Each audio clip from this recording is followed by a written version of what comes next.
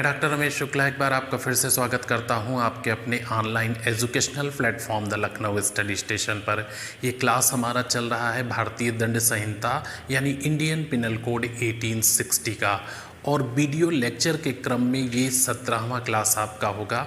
इससे पहले 16 class complete हो चुके हैं। तो इस 17वीं क्लास में हम आपसे बात करेंगे भारतीय दंड संहिता के अध्याय 12 और अध्याय 13 पे। अध्याय 12 जो कि आईपीसी के सेक्शन 230 से लेकर के 263 का तक है, जिसमें सिक्कों और सरकारी स्टाम्पों से संबंधित अपराधों के विषय में बताया गया है। और जो भाग 13 है, अध्याय 13 है, अध्याय 13 में जो है आपका सेक्शन 264 से सेक्शन 267 तक, यानी धारा 264 से 267 तक जो है बाँटों और मापों के संबंध में अपराधों के विषय में उल्लेख किया गया है। तो ये दोनों अध्याय देखेंगे। यहाँ से जो महत्वपूर्ण बातें हैं, जो अक्सर क्वेरी की जाती हैं और जो प्रैक्टिकल हैं, उन्हीं चीज़ों को हम देखेंगे। तो अध्याय 12 में हम पढ़ेंगे कि सिक्के की डेफिनेशन क्या है, उसका डुप्लीकेसी क्या है, या इंडियन जो कॉइन्स है उसकी डुप्लीकेसी क्या है, या उसको प्रचलन में लाने के लिए क्या पनिश किया गया, क्या पनिशेबल व्यवस्था की गई है। जबकि अगले पार्ट में देखेंगे इसी अध्याय के कि सरकारी स्टैंप क्या है, स्टैंप का कूटकरण क्या है, या सरकारी स्टैंप को जिसका कूटकरण किया गया है जानते हुए विक्रय करना या उपयोग में लाना किस तरह का ऑफेंस है, इसके बारे में बात करेंगे। और अध्याय जो 13 होगा उसमें हम आपसे बात करेंगे कि माप के लिए, मेज़र करने के लिए ऐसे उपकरण का प्रयोग करना जो त्रुटिपूर्ण है, या सेक्शन 265 में कहा गया है ऐसे बाँट या ऐसे धारिता वाले जिससे नापा जा सके किसी चीज़ को, या ऐसी किसी चीज़ की लेंथ नापने वाला जैसे मीटर हो गया या स्केल हो गया, कोई भी जिसका त्रुटिपूर्ण जानते हुए उपयोग में लाना। तो इन सेक्शनों पे बात करेंगे, एक एक करके आप देखिएगा। यहाँ पे हमने सबसे पहले अध्याय 12 के बारे में मेंशन किया है। अध्याय 12 है सिक्कों और सरकारी स्टाम्पों से संबंधित अपराधों के विषय में, जो कि धारा 230 से 263 का तक है। धारा 230 सिक्के को परिभाषित करती है। सिक्के से तात्पर्य क्या है, इस चीज़ की डेफिनेशन 230 में दी गई हुई है। तो सिक्के से तात्पर्य ऐसी प्रचलित धातु से है, सिक्के से तात्पर्य ऐसी प्रचलित धातु से है जो धन के रूप में उपयोग में लाए जाने के उद्देश्य से संपूर्ण प्रभुत्व संपन्न शक्ति के प्राधिकार, यानी एक संपूर्ण प्रभुता संपन्न सरकार द्वारा या राजकीय शक्ति के प्राधिकार द्वारा स्टम्पित की गई हो, जिस पर किसी राजकीय सरकार की या संपूर्ण प्रभुता संपन्न शक्ति की अथॉरिटी की मुहर लगाई गई हो। अच्छा, सिक्का किसे कहा जाएगा? एक ऐसी प्रचलित धातु जो धन के रूप में उपयोग में लाए जाने के उद्देश्य से किसी राजकीय शक्ति के प्राधिकार द्वारा स्टैंपित की गई हो। भारतीय सिक्का क्या है? तो यहाँ पे भारतीय सिक्का वह धातु है जो भारत सरकार के प्राधिकार से, यानी जो भारत सरकार की अथॉरिटी है उसके द्वारा धन के रूप में उपयोग किए जाने के उद्देश्य से स्टाम्पित की गई है और प्रचलन में लाई गई है। तो भारतीय सिक्के से तात्पर्य है भारत सरकार के प्राधिकार द्वारा धन के उपयोग के उद्देश्य से जो है स्टाम्पित और प्रचलित की गई है। अच्छा, यहाँ पे 5 पॉइंट लिखे हुए हैं। ये सेक्शन 230 के दृष्टांत हैं जिनमें कहा गया है कि कौड़ियाँ सिक्के नहीं हैं। तो ये चीज़ आप ध्यान रखिएगा, अक्सर सवाल आ जाता है, कौड़ियाँ सिक्के नहीं हैं। खा पॉइंट लिखा हुआ अस्टाम्पित, यानी जिस पर मुहर नहीं लगाई गई, तांबे के टुकड़े यद्यपि धन के रूप में उपयोग में लाए जाते हैं किंतु वे सिक्के नहीं हैं। अस्टाम्पित यानी जिनको स्टॉम्प नहीं किया गया, जिन पे मोहर नहीं लगाया गया, ऐसे तांबे के टुकड़े जो कि धन के रूप में उपयोग में लाए जाते हैं किंतु वे सिक्के की परिभाषा में नहीं आते हैं, क्योंकि सिक्के की परिभाषा ही ऐसी है कि वो किसी राजकीय शक्ति द्वारा या सरकार द्वारा या एक ऐसी अथॉरिटी द्वारा जो संपूर्ण प्रभुत्व संपन्न सत्ता के पक्ष में हो और उस अथॉरिटी द्वारा उसे स्टैम्प किया गया हो। तो अस्टाम्पित तांबे के टुकड़े यद्यपि धन के रूप में उपयोग में लाए जाते हैं किंतु वे सिक्के नहीं हैं। पदक पदक का मतलब मेडल्स है जो कि सिक्के नहीं है, यानी किसी भी प्रकार से पदक का सिक्के के रूप में प्रयोग नहीं किया जा सकता है। अगला पॉइंट घ है, जिस सिक्के का नाम कंपनी रुपया है वह भारतीय सिक्का है। ये ब्रिटिश कालीन है। जिस सिक्के का नाम कंपनी रुपया है वह भारतीय सिक्का है। और अंगा में लिखा है फर्रुखाबादी रुपया सिक्का है। फर्रुखाबादी रुपया सिक्का है, बट अब ये उपयोग में नहीं लाया जाता है। तो ये 5 दृष्टांत लिखे हुए हैं, इसमें आप इसको और इसको ध्यान रखिएगा। कौड़ियाँ सिक्के नहीं हैं और फर्रुखाबादी रुपया सिक्का है, किंतु अब ये प्रयोग में या प्रचलन में नहीं है, प्रचलन से बाहर हो गया है। तो सिक्के की डेफिनेशन बहुत ही साधारण सी है कि एक ऐसी प्रचलित धातु जो धन के रूप में उपयोग में लाए जाने के उद्देश्य से एक अथॉरिटी द्वारा उसे स्टैंप कर दिया गया हो, उसे हम सिक्का कहेंगे। और भारत के संबंध में भारत सरकार द्वारा या भारत के प्राधिकार द्वारा उसे स्टैंपित किया गया हो, उसे हम भारतीय सिक्का कहेंगे। तो इस सेक्शन को आप ध्यान रखिएगा, अक्सर यही पूछ लिया जाता है कि सिक्के को भारतीय दंड संहिता की किस धारा में परिभाषित किया गया है। आइए नेक्स्ट पॉइंट पर। नेक्स्ट पॉइंट आपका है धारा 231 और धारा 232। ये दोनों सेक्शन बहुत ही इम्पोर्टेंट है। धारा 231 में कहा गया है कि सिक्के का कूटकरण, और धारा 232 में कहा गया है कि भारतीय सिक्के का कूटकरण। दोनों बातों में अंतर है।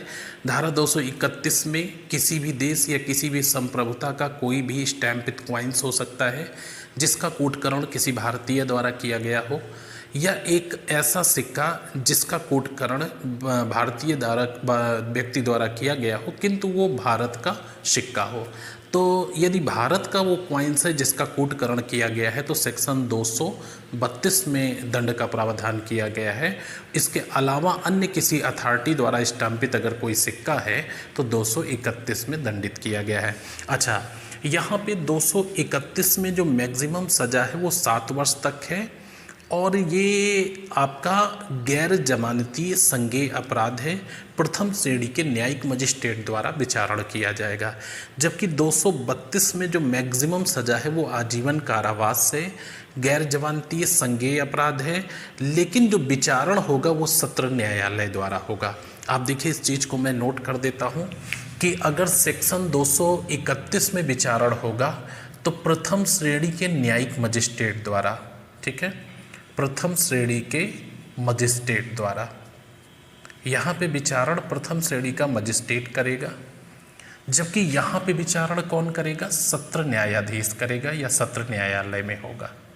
ठीक है, यहाँ पे प्रथम श्रेणी के न्यायिक मजिस्ट्रेट के न्यायालय में होगा और यहाँ पे सत्र न्यायालय में होगा। तो दोनों में ये अंतर है कि ट्रायल कहाँ पे होगा। दूसरा पॉइंट कॉमन है कि ये पहली चीज़ कॉग्नाइज्ड यानी संज्ञेय अपराध है। दूसरा पॉइंट गैर जमानतीय है, नॉन बेलेबल है, गैर जमानतीय अपराध है। किस टाइप का अपराध है? तो ये दोनों अपराध धारा 231 और 32 के जो अपराध हैं ये जालसाजी के अपराध हैं। जालसाजी के अपराध हैं, चाहे धारा 31 की बात की जाए या 232 की बात की जाए। तो 231, 232 के जो अपराध की प्रकृति है वो जालसाजी का अपराध है, संज्ञेय अपराध है, गैर जमानती अपराध है। बट 232 में जो ट्रायल होगा वो सत्र न्यायालय में होगा, 231 में जो ट्रायल होगा वो प्रथम श्रेणी के न्यायिक मजिस्ट्रेट के यहाँ पे होगा। तो आप इनको नोट कर लीजिएगा। धारा 231 सिक्के का कूटकरण, भारतीय दंड संहिता की धारा 231 के अनुसार जो कोई सिक्के का कूटकरण करेगा यानी काउंटर फिटिंग का मतलब कूटकरण। तो भारतीय दंड संहिता की धारा 231 के अनुसार जो कोई सिक्के का कूटकरण करेगा अर्थात नकली सिक्का बनाएगा या ढालेगा वह 7 वर्ष तक के कारावास और जुर्माने से दंडित होगा। जबकि धारा 232 क्या कहती है? भारतीय सिक्के का कूटकरण। भारतीय दंड संहिता की धारा 232 के अनुसार जो कोई भारतीय सिक्के का कूटकरण करेगा अथवा कूटकरण की प्रक्रिया का कोई भाग करेगा यानी पूरी तरह से या आंशिक रूप से डुप्लीकेट सिक्का ढालता है या तैयार करता है तो आजीवन कारावास अथवा 10 वर्ष तक के कारावास और जुर्माने से दंडित किया जाएगा। तो दोनों में अंतर करके रखिएगा। ये सिक्के का कूटकरण है और ये भारतीय सिक्के का कूटकरण। यहाँ पे मैक्सिमम सज़ा जो है वो 7 वर्ष है और यहाँ पे मैक्सिमम आजीवन कारावास है। आइए नेक्स्ट पॉइंट पर। नेक्स्ट सेक्शन आप देखेंगे 231 और 232 के बाद सीधा आप देखिए 240। 240 में क्या है, उस भारतीय सिक्के का परिधान जिसका कूटकृत होना कब्जे में आने के समय ज्ञात था। यानी कोई व्यक्ति ऐसे सिक्के का, जो भारतीय सिक्का है, उसे एक दूसरे को हैंड ओवर करने में या उसका उपयोग करने में, किसी को देने में, जबकि वह जब सिक्का उसके कब्जे में आया था तो उसे भली भांति पता था कि ये कूटकृत है और इसके बारे में उसे विश्वास था। इसके बावजूद भी यदि उस सिक्के को वो प्रचलन में लाने की कोशिश करता है या लाता है तो उसे 10 वर्ष तक के कारावास और जुर्माने से दंडित किया जाएगा। यहाँ पे आपको ये बता दें कि ये जो अपराध की प्रकृति है वो संज्ञेय अपराध है, गैर जमानती है, और यहाँ पे जो मैक्सिमम सज़ा है वो 10 साल की है और प्लस जुर्माना। 10 साल की सज़ा प्लस जुर्माना गैर जमानती यानी नॉन बेलेबल कॉग्नाइज्ड ऑफेंस है। जो विचारण होगा यहाँ पे वो सत्र न्यायालय यानी सेशन कोर्ट में होगा, सत्र न्यायाधीश द्वारा विचारण यानी ट्रायल किया जाएगा। तो इसको अच्छे से नोट करिएगा। उस भारतीय सिक्के का परिधान, परिधान का मतलब किसी को धन के रूप में देना या प्रचलन में लाना, उपयोग करना। उस भारतीय सिक्के का परिधान जिसका कूटकृत होना कब्जे में आने के समय ज्ञात था। यानी जब मुझे मिला तो मुझे पता था कि ये काउंटरफेटिंग क्वाइन से कूटकृत सिक्का है। धारा 240 के अंतर्गत ऐसे व्यक्ति को दंडित किया जाएगा जो ऐसे भारतीय सिक्कों को जिसका कूटकृत अर्थात नकली होना उसके कब्जे में आने के समय ज्ञात था, इसके बावजूद वह उसे प्रचलन में लाता है या लाने का प्रयत्न करता है तो उसे 10 वर्ष तक के कारावास और जुर्माने से दंडित किया जाएगा। तो बड़ी सामान्य सी परिभाषा है। 240 में आप देखेंगे कि भारतीय सिक्के का जिसका नकली होना वो भली भांति जानता है, जब उसके कब्जे में आया उसके बावजूद भी उसे प्रचलन में लाता है तो वह इस धारा के तहत दंडित किया जाएगा। आइए नेक्स्ट पॉइंट पर। नेक्स्ट पॉइंट हम देखेंगे सेक्शन 255 और सेक्शन 258।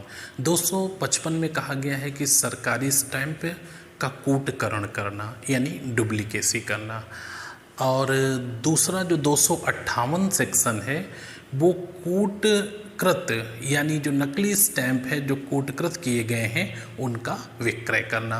तो 255 और 258 दोनों हमारे लिए इम्पॉर्टेंट हैं। दोनों सेक्शन में जो अपराध है वो संज्ञेय है, गैर जमानती है, लेकिन अंतर यहाँ पे ये है कि धारा 255 का जो अपराध है ये सत्र न्यायालय द्वारा विचारण किया जाएगा। धारा 258 का जो अपराध है ये प्रथम श्रेणी के न्यायिक मजिस्ट्रेट द्वारा विचारण किया जाएगा। 255 या 258 दोनों अपराध संज्ञेय हैं, गैर जमानती हैं। अच्छा, यहाँ पे 255 में जो मैक्सिमम सज़ा है वो आजीवन कारावास है, जबकि 258 में जो है वो अधिकतम जो कारावास है वो 7 साल तक है। तो इन चीज़ों का ध्यान रखिएगा। बेसिकली जो यहाँ पे विचारण है वो सेशन कोर्ट में होगा और यहाँ पे प्रथम श्रेणी के न्यायिक मजिस्ट्रेट में यहाँ पे आजीवन कारावास है और यहाँ पे 7 वर्ष तक का कारावास है। ये संज्ञेय और गैर जमानती अपराध है, ये भी संज्ञेय और गैर जमानती अपराध है। तो 255 सरकारी स्टैंपों का कूटकरण। भारतीय दंड संहिता की धारा 255 ऐसे व्यक्ति को दंडित करती है जो सरकार द्वारा राजस्व के प्रयोजनों के लिए, राजस्व का मतलब रेवेन्यू, राजस्व के प्रयोजनों के लिए प्रचलित किसी स्टैंप का कूटकरण करेगा, चाहे पूरी तरह से या आंशिक रूप से, वह आजीवन कारावास अथवा 10 वर्ष तक के कारावास और जुर्माने से दंडित किया जाएगा। तो एकदम क्लियर हो गया होगा कि सेक्शन 255 जो है ऐसे व्यक्ति को दंडित करता है जो सरकार द्वारा राजस्व के प्रयोग के लिए प्रचलित किसी स्टैंप का कूटकरण करेगा, चाहे वो पूरी तरह से करे या आंशिक रूप से करे या उसके किसी भाग में छेड़छाड़ करे, तो वह आजीवन कारावास अथवा 10 साल तक के कारावास अथवा जुर्माने से दंडित किया जाएगा। जबकि सेक्शन 258 कहता है कि ऐसे व्यक्ति को दंडित किया जाएगा जो भली भांति जानता है कि जिस सरकारी स्टाम्प का वो विक्रय कर रहा है, यानी जिस सरकारी स्टैम्प को वो बेच रहा है किसी व्यक्ति को, वह सरकार द्वारा राजस्व के प्रयोग में लाए जाने वाले किसी स्टैम्प की कूटकृति है, यानी नकली या डुप्लीकेट कॉपी है। तो ऐसा जानते हुए अगर वो करता है, विक्रय करता है, तो 7 साल तक के कारावास और जुर्माने से दंडित किया जाएगा। तो ये दोनों सेक्शन इंपॉर्टेंट हैं, आप नोट करिएगा। 255 में है सरकारी स्टाम्पों का कूटकरण और 258 में है कि जो कूटकृत सरकारी स्टैम्प है उसको किसी व्यक्ति को सेल करना। आइए नेक्स्ट पॉइंट पर।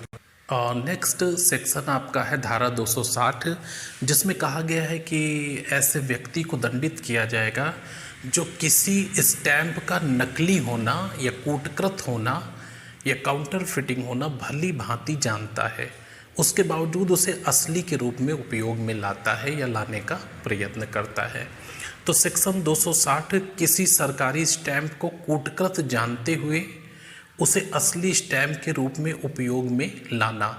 भारतीय दंड संहिता की धारा 260 ऐसे व्यक्ति को दंडित करती है जो यह भली भांति जानते हुए कि कोई स्टैम्प की प्रति सरकार द्वारा राजस्व के प्रयोजन के लिए प्रचलित स्टैम्प की कूटकृत अर्थात नकली प्रति है। यानी वो ये भली भांति जानता है कि जिस स्टैम्प का वो प्रयोग कर रहा है वह सरकार द्वारा राजस्व के प्रयोजन के लिए प्रचलित स्टाम्प की कूटकृति अर्थात नकली प्रति है। इसके बावजूद अगर असली के रूप में उपयोग में लाएगा तो इस धारा के तहत 7 वर्ष तक के कारावास अथवा जुर्माना अथवा दोनों से दंडित किया जाएगा। तो साधारण भाषा में ध्यान रखिएगा कि सेक्शन 260 आईपीसी का ऐसे व्यक्ति को दंड देता है या दंड का प्रावधान करता है जो किसी स्टैम्प का, जो कि सरकार द्वारा राजस्व के प्रयोजन के लिए है, उस स्टैम्प को नकली जानते हुए असली के रूप में यदि उपयोग में लाएगा तो सेक्शन 260 के तहत दंडित किया जाएगा, जिसमें 7 वर्ष तक का कारावास या जुर्माना या दोनों है। अच्छा, यहाँ पे आपको ये बता दें कि ये अपराध तो संज्ञेय है, अपराध संज्ञेय है किंतु जमानती है। अपराध संज्ञेय है किंतु जमानती है, इस चीज़ को आप ध्यान रखेंगे। यानी इस अपराध में जमानत का प्रावधान किया गया है। आइए नेक्स्ट पॉइंट पर। नेक्स्ट पॉइंट आपका है अध्याय 13, और अध्याय 13 का संबंध है बांटों एवं मापों से संबंधित अपराधों के विषय में, जो कि सेक्शन 264 से लेकर 267 तक है। सबसे पहली चीज़ आपको ये बता दें, कॉमन सी एक बात, कि अध्याय 13 में जो दंड का प्रावधान किया गया है उन चारों सेक्शनों के लिए वो 1 साल तक का कारावास या जुर्माना या दोनों है। यानी धारा 264, 265, 266, 267 इन सभी में 1 साल तक का कारावास है या यहाँ पे जुर्माना है, जुर्माने की राशि मेंशन नहीं है, या दोनों। अच्छा, इसमें 264, 265 और 266 ये असंज्ञेय और गैर जमानती अपराध, जमानती अपराध हैं। असंज्ञेय और जमानती है 264, 265, 266। फिर से सुनिए, 264 तौलने के लिए खोटे उपकरणों का कपटपूर्वक उपयोग करना, 265 खोटे बाट या माप का कपटपूर्वक उपयोग करना, 266 खोटे बाट या माप को कब्जे में रखना। 1 साल तक का कारावास अथवा जुर्माना अथवा दोनों, ये इसमें दंड है। जबकि ये असंज्ञेय अपराध हैं तीनों, असंज्ञेय और जमानती है, जमानती हैं। असंज्ञेय और जमानती अपराध हैं। धारा 267 का जो अपराध है, धारा 267 का अपराध जो है ये संज्ञेय है और गैर जमानती है, गैर जमानती अपराध है।